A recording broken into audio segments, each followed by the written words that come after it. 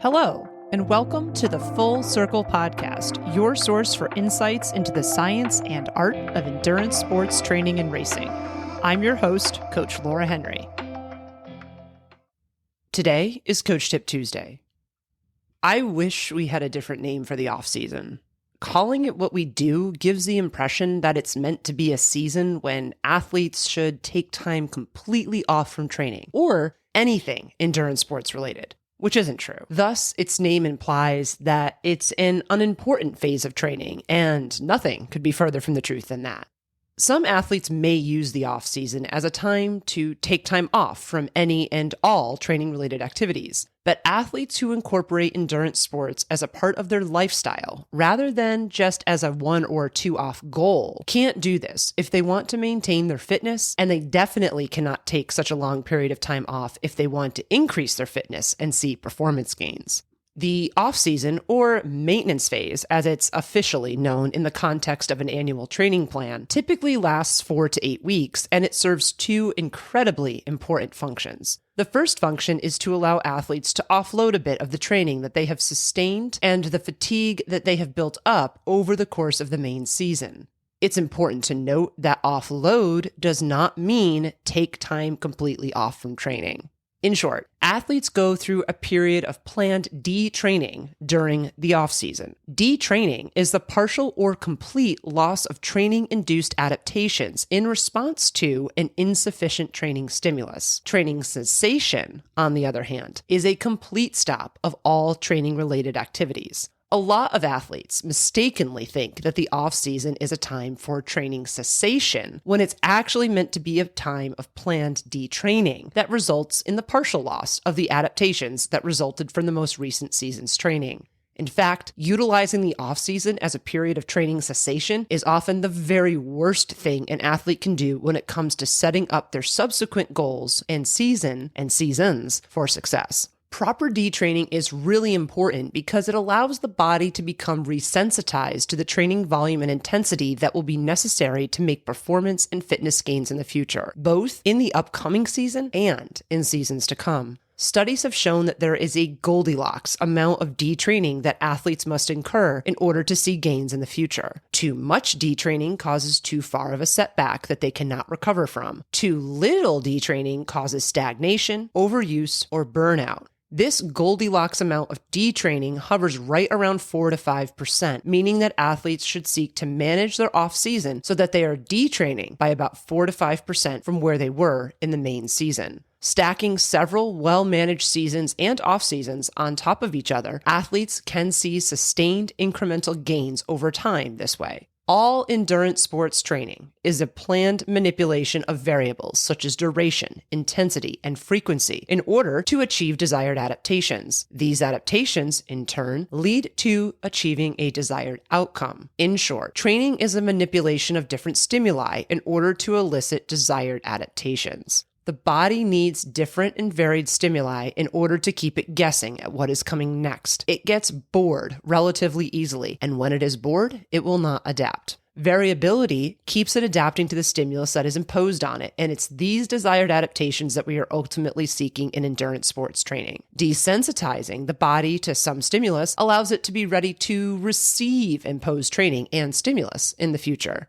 The second key function of the off-season is to establish a good foundation of habits and behaviors that will set an athlete up for greater success in the upcoming seasons and beyond. It is not uncommon for athletes to drift away from good habits and behaviors over the course of a training and racing season.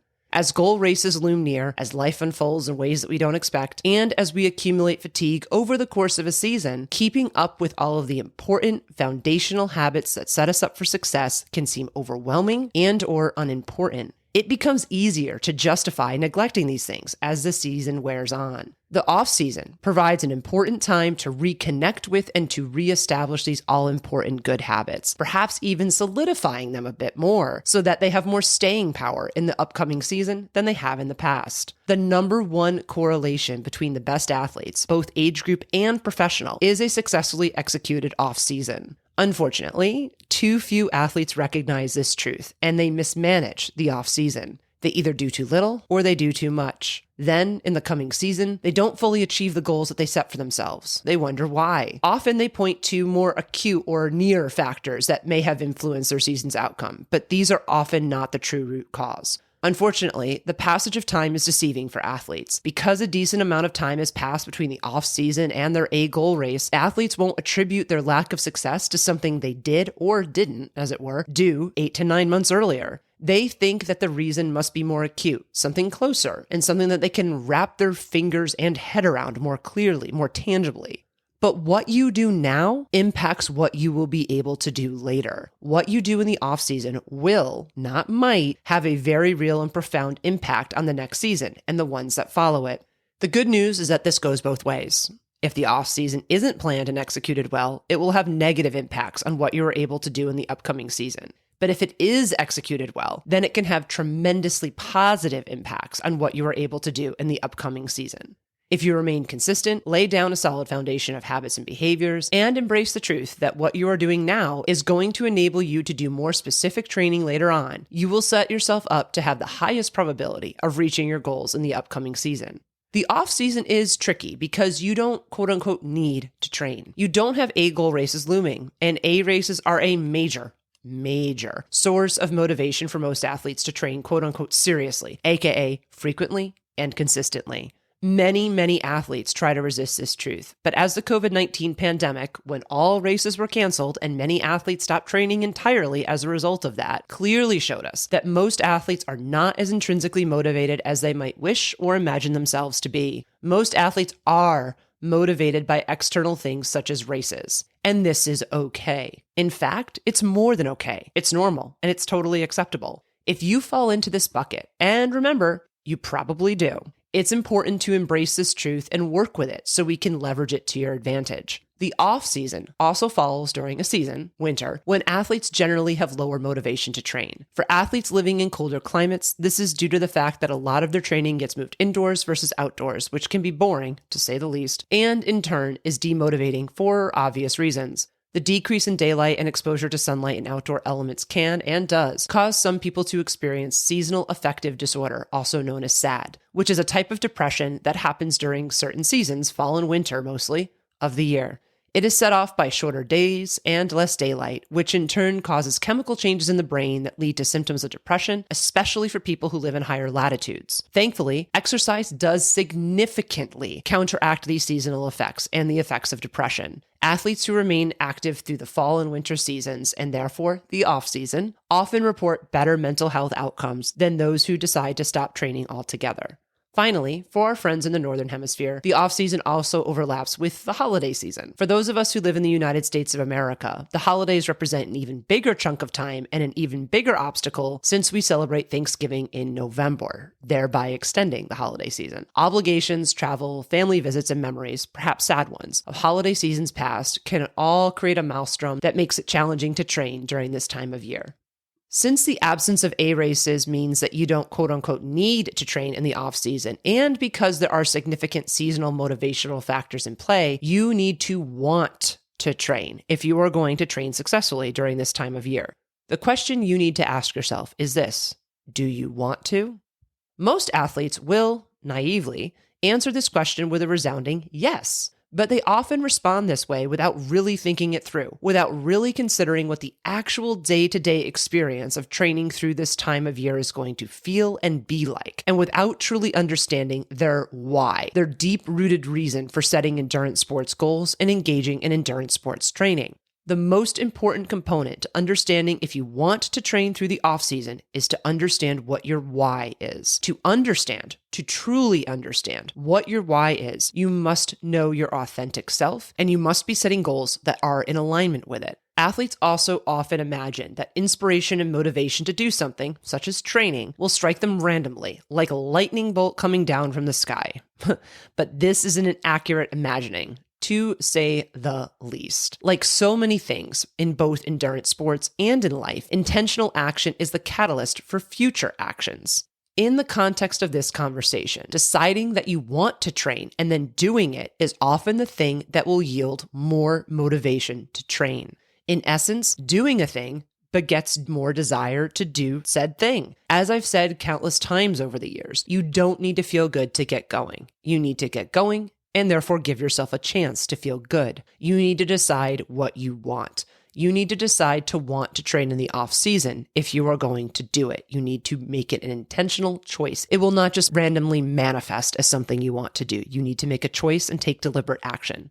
In the off season, you don't have the quote unquote reward of a race for doing your workouts. All you have is the reward of the process itself, of the doing of the workouts. Your reward for doing one workout is the knowledge that the workout is a piece of a larger puzzle to help you accomplish your long-term goals. Your reward for doing the next workout is the knowledge that those two workouts are stacking together to create a more stable foundation for that larger puzzle. Strung together over many months, each individual workout completed in the off season adds up to carry a lot of weight in the coming season and seasons. If you do decide to take this important, though admittedly sometimes challenging, step to train, you will be rewarded in the coming season and subsequent seasons with increased durability, resilience, mental strength, and mental health. In other words, you will have a wide array of skills and tools at your disposal in the coming season to help you achieve the goals you set for yourself. As I've touted for most of my career, consistency is one of the most important things an athlete can do for their training and performance. Maintaining a training routine through the off-season represents a manifestation of consistency. While consistency is undoubtedly important through the main season, it is not the only time when it matters. Consistency is important through all phases of training, even if race day or anything similarly important to you is many months or even years away. Consistency is what sets the stage for your body and your mind to be able to handle more specific training, which usually comes in the form of increased volume and/or intensity. You will not be able to handle a higher training volume or intensity if you do not have a solid foundation of consistency. Simply put, you need to be consistent now in the off season if you want to have both the opportunity and the ability to do the best training possible in the main season. But there is balance here. Just because consistency is important doesn't mean that you need to train as hard, as much, or as specifically as you do during the main season. Remember, one of the most important functions of the off season is to get the body in a state where it is going to be resensitized to the specifics of training in the main season. In other words, it is meant to prepare your body to be able to handle the load that is yet to come. Stress plus rest equals growth. The off-season serves as the rest component of this equation in the context of an annual training plan. The off-season may be off-putting to some, but athletes who want to maintain fitness and to see performance gains should treat this time of year with reverence and to seek to manage it well. During this time of year, a lack of races, seasonal changes, and a lot of obligations can become convenient excuses to set workouts aside. Ask yourself if you want to train at this time of year. And if you do, be sure you remind yourself of your why, the reason that you set goals and do endurance sports in the first place. By reaffirming your why, deciding that you want to train, and making a conscious choice to do so, you will make the off-season a much more pleasant and powerful time of year. That was another episode of the Full Circle Podcast. Subscribe to the Full Circle Podcast wherever you listen to your favorite podcasts. If you like what you listen to, please be sure to leave us a rating and review, as this goes a long way in helping us reach others. The thoughts and opinions expressed on the Full Circle Podcast are those of the individual. As always, we love to hear from you and we value your feedback. Please send us an email at podcast@fullcircleendurance.com or visit us at fullcircleendurance.com/podcast. To find training plans, see what other coaching services we offer, or to join our community, please visit fullcircleendurance.com. I'm Coach Laura Henry. Thanks for listening.